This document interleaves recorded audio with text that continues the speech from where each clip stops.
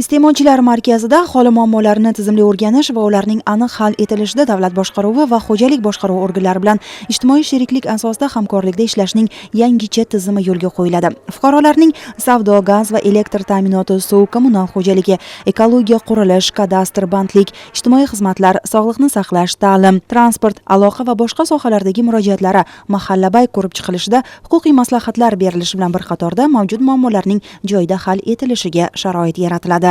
Bu asosan iste'molchilar markazi 3 qismiga bo'lib qurilgan.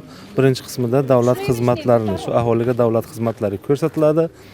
Ikkinchi qismiga sektor rahbari, tuman tashkilotlar rahbarlarini qabul qilishni rejalashtirganmiz va uchinchi qismida yoshlarimiz uchun o'quv markazlari, ingliz tili, matematika, fizika, barcha yo'nalishlarda, barcha fan to'garaklarni tashkil qilmoqchimiz. Bundan asosiy maqsadimiz aholi muammolarini o'rganish, aholi muammolariga o'rganishga ko'maklashish.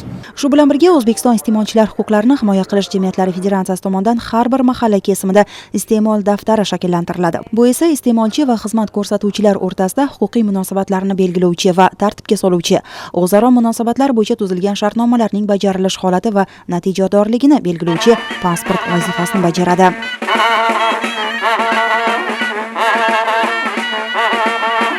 Loyiha doirasida har bir iste'molchilar markazida 28 ta ish o'rni yaratiladi. Loyihani amalga tatbiq etish orqali ko'zlangan natijaga erishilsa, kelgusida respublikaning 9440 ta mahalla fuqarolar yig'inlari hududida huquqiy maslahatlar markazlari tashkil etish orqali 18880 nafar ishchi o'rinlar yaratish imkoni paydo bo'ladi.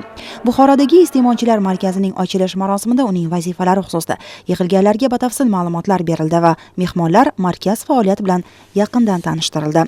Bu kun Zilola Abduqulova, Boz Nabiyev, Buxoro.